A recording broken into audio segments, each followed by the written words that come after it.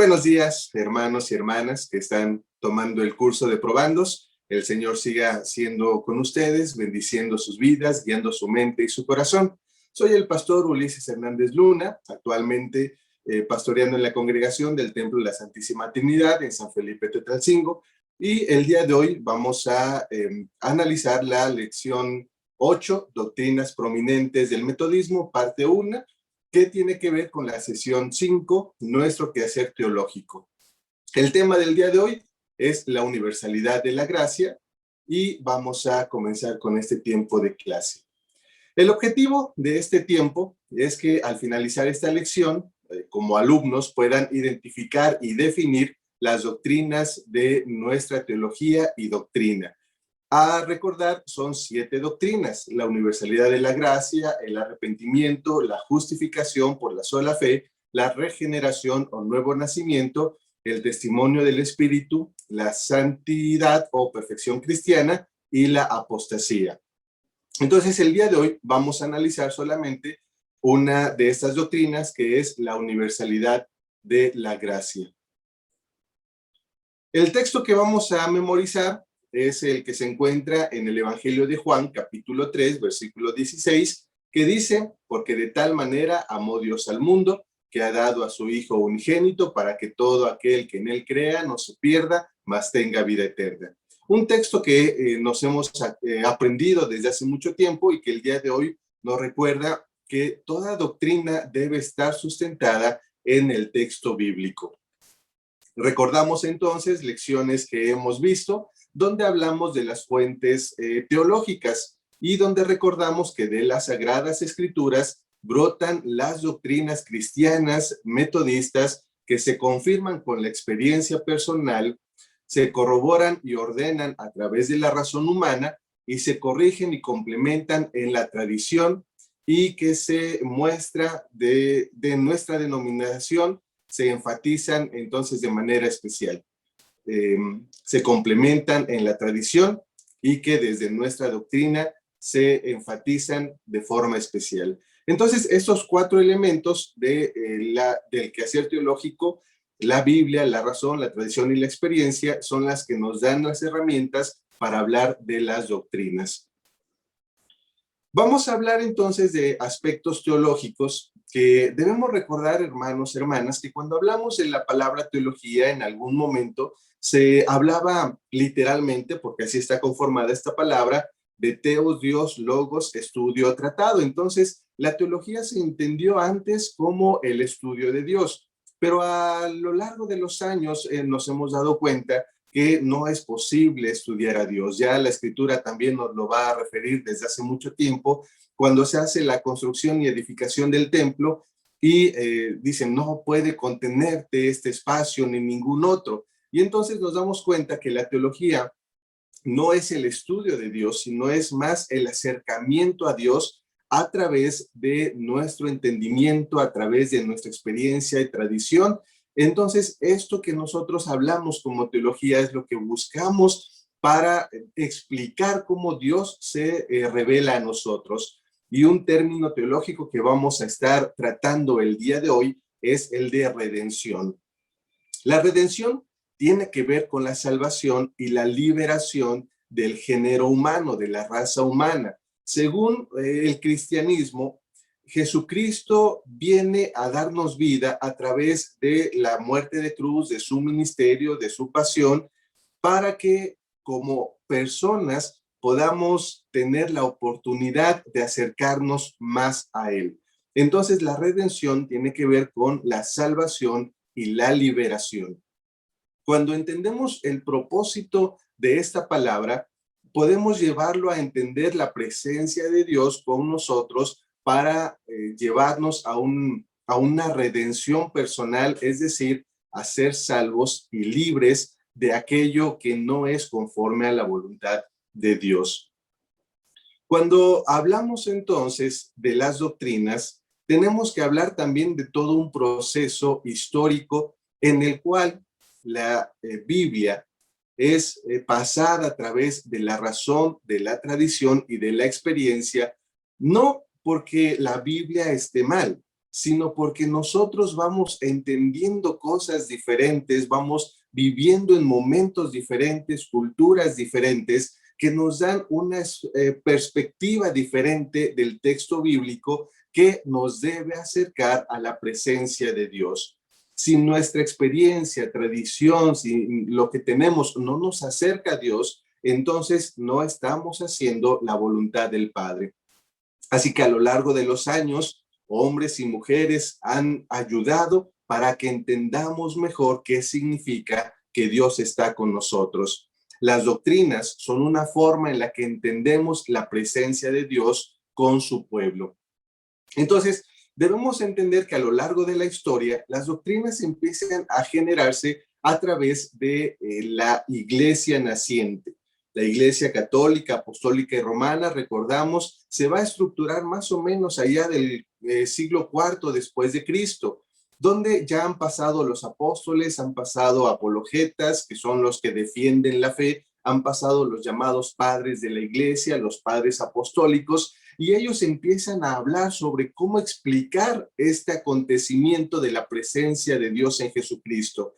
Cuando la estructura se fundamenta y se construye como tal la Iglesia Católica, entonces algunos aspectos los van a retomar o la va a retomar esta iglesia y se va a hacer o se va a concebir como la salvadora y salvaguardora de todos los dones y riquezas celestiales. Entonces, la salvación o la redención se empieza a entender a partir de la iglesia.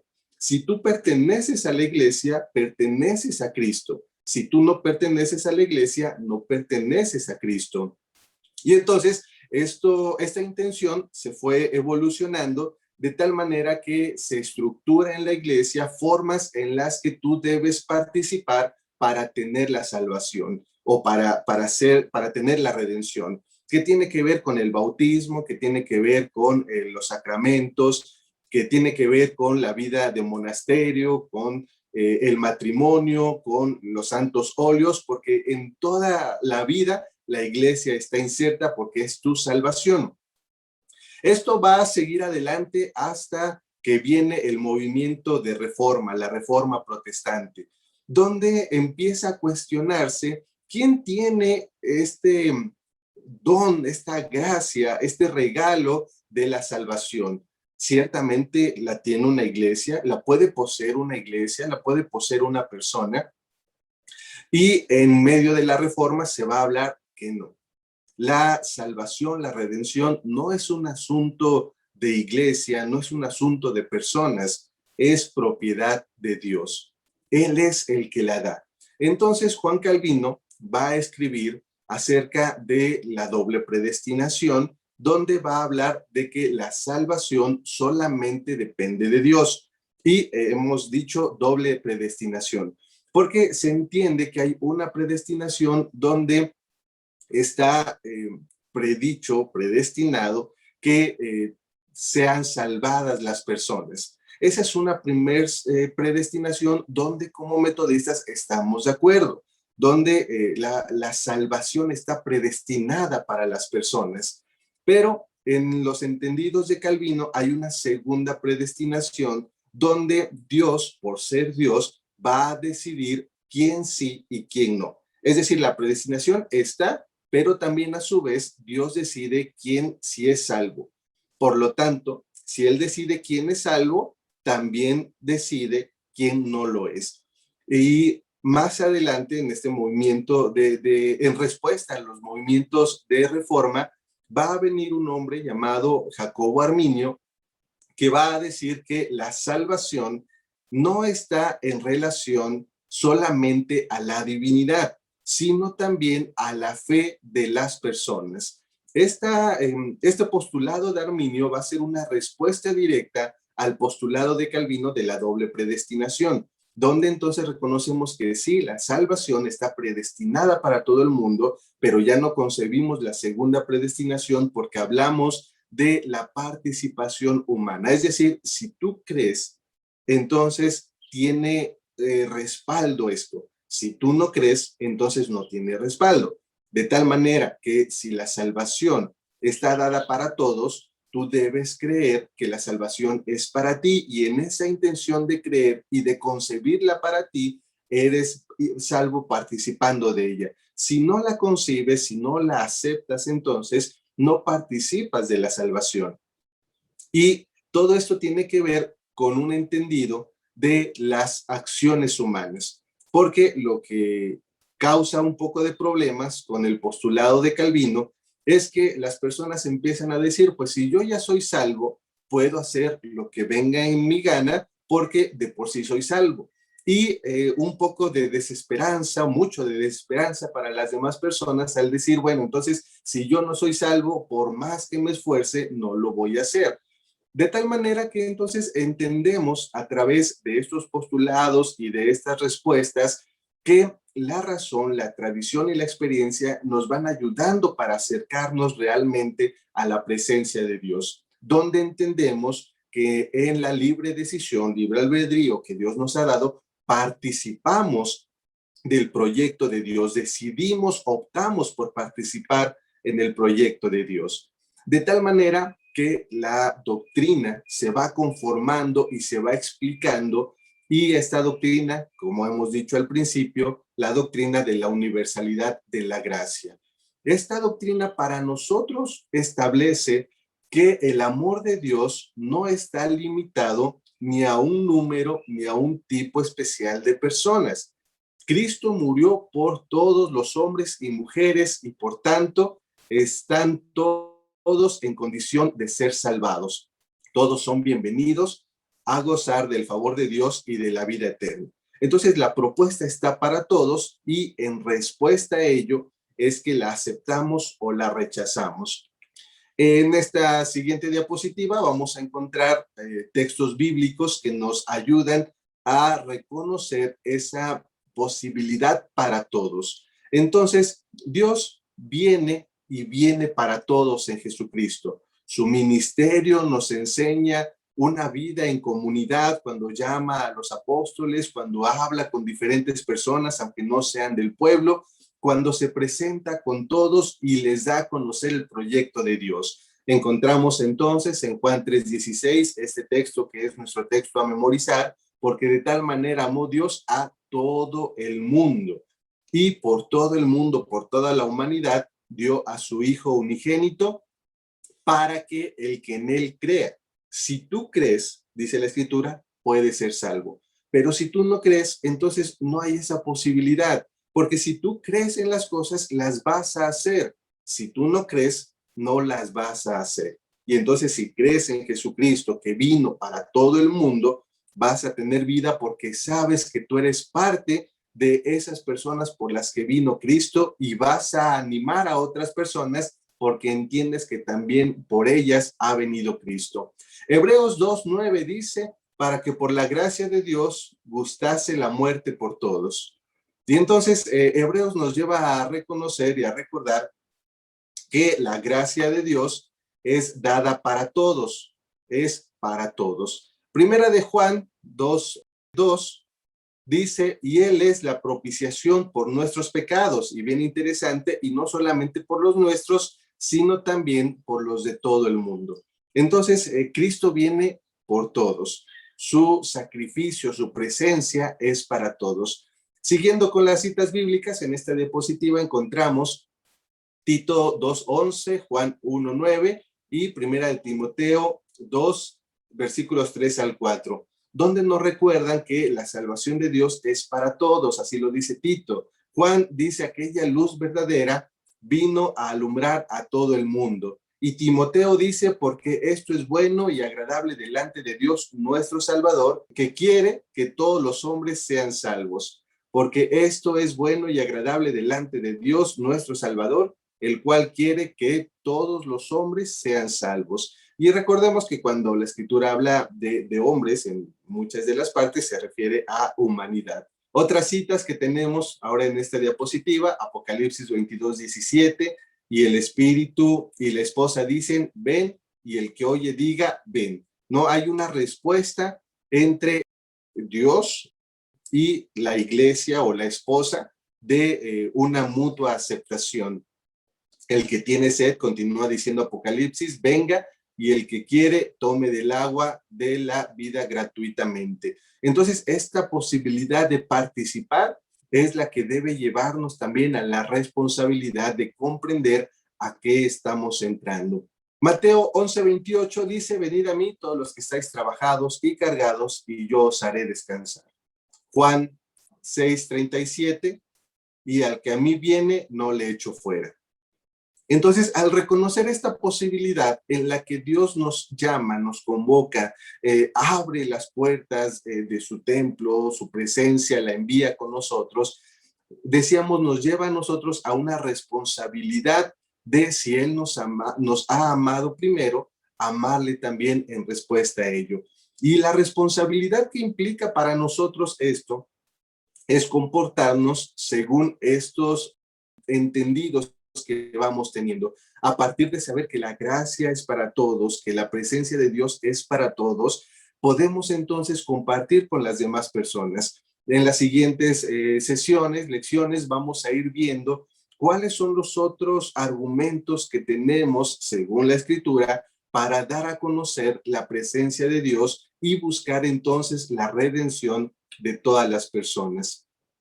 Así es, entonces, hermanos, hermanas, que en armonía con el plan de la redención universal, dice esta diapositiva, los ministros del Evangelio están autorizados para predicar una salvación gratuita para toda la humanidad. Como ministros del Evangelio, en la Iglesia Metodista, reconocemos que la salvación es para todos, porque una vez más, la salvación no depende de una iglesia, de una denominación, no depende de un pastor. La salvación, la redención, depende de Dios y Él la ha dado a todo el mundo. Así que eso debemos predicar. Si en algún lugar escuchas que alguna prédica de algún pastor, de algún ministro, de algún líder de la iglesia, va dirigida a algo así más como partidismo, diciendo aquí es donde está, aquí es donde verdaderamente hay, hermano, hermana, ahí no es. La salvación no depende de las estructuras, no depende de las personas, depende de Dios y Él la ha dado a todo el mundo. Así entonces debemos ir reconociendo que para explicar cómo se da a conocer esto, hablamos de algo, dice esta diapositiva, que se llama el orden de la salvación. Muy brevemente vamos a hablar de ello, puesto que es un tema más amplio que a lo largo de todo el curso de probandos se irá dando a conocer. El orden de la salvación reconocemos a partir del entendido de la gracia, de este don que Dios da para todo el mundo, que tiene que ver con la redención, inicia con lo que llamamos la gracia anticipante.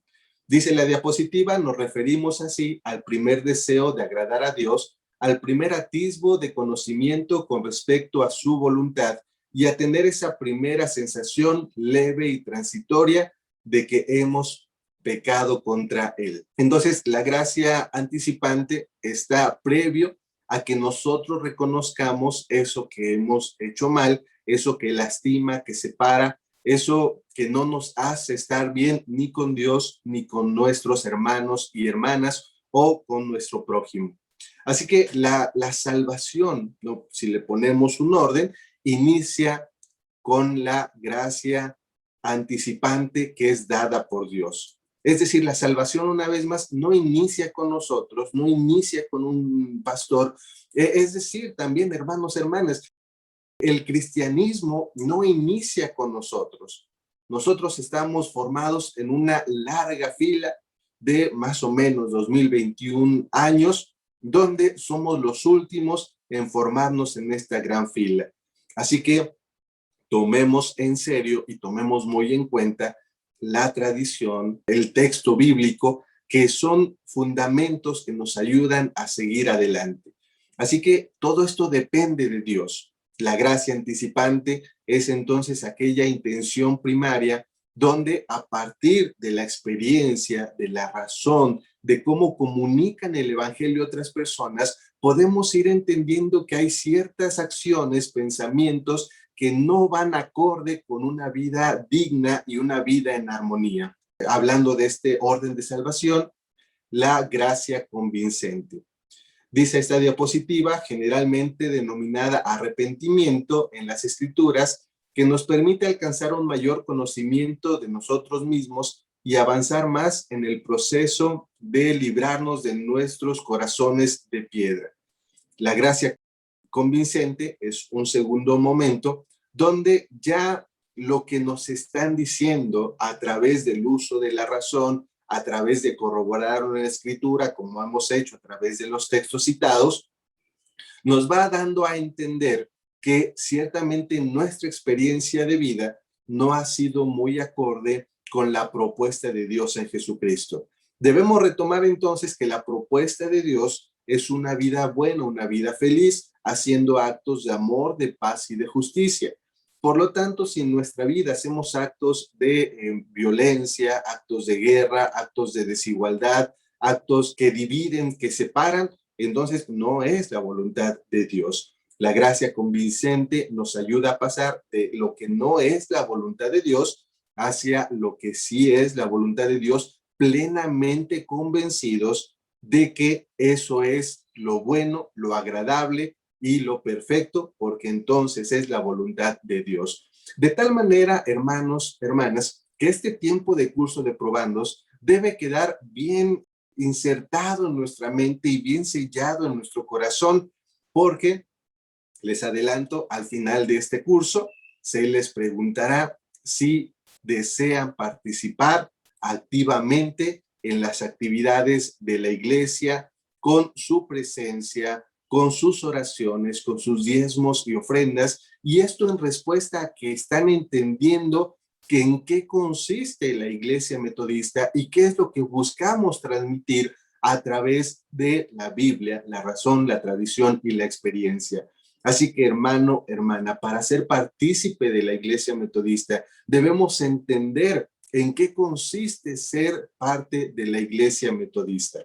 De tal manera que cuando vamos entendiendo y vamos entrando a ese sentido y nuestra vida se pone al servicio porque así lo hemos pensado, meditado y lo hemos decidido y hemos corroborado la gracia de Dios, viene esta tercera parte en el orden de la salvación, que es la gracia santificadora. La santificación nos libra del poder y la fuente del pecado y así recuperamos la imagen de Dios.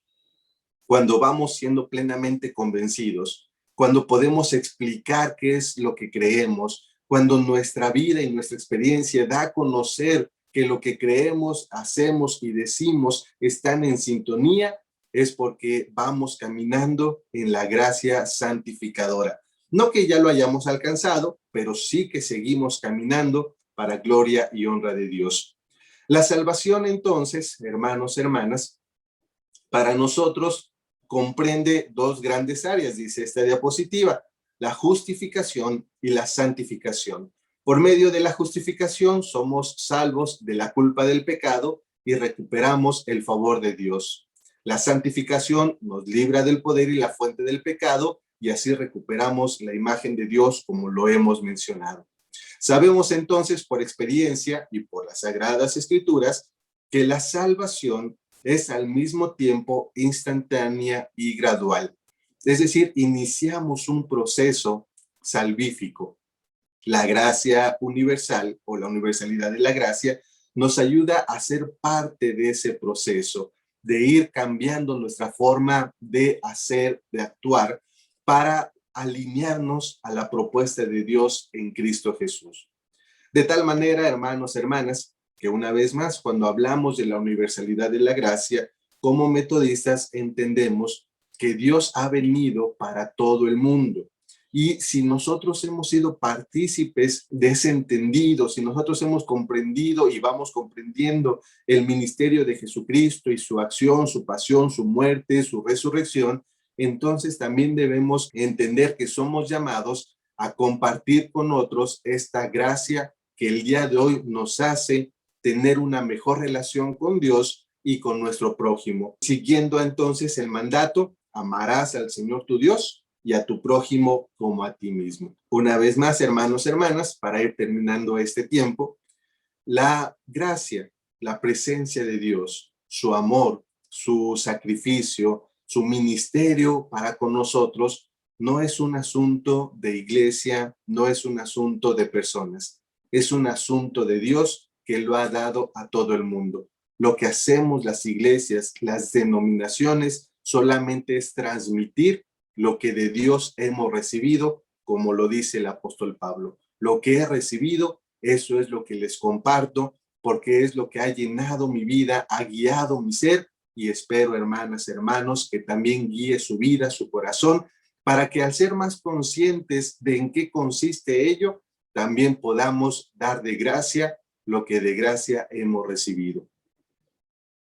Que el Señor les bendiga y les guarde, y que a través de este tiempo de estudio, Dios siga sellando su palabra en su mente y también sellándola en su corazón. Sigamos adelante en este tiempo, que el Señor les bendiga y les guarde, que tengan muy buenos días.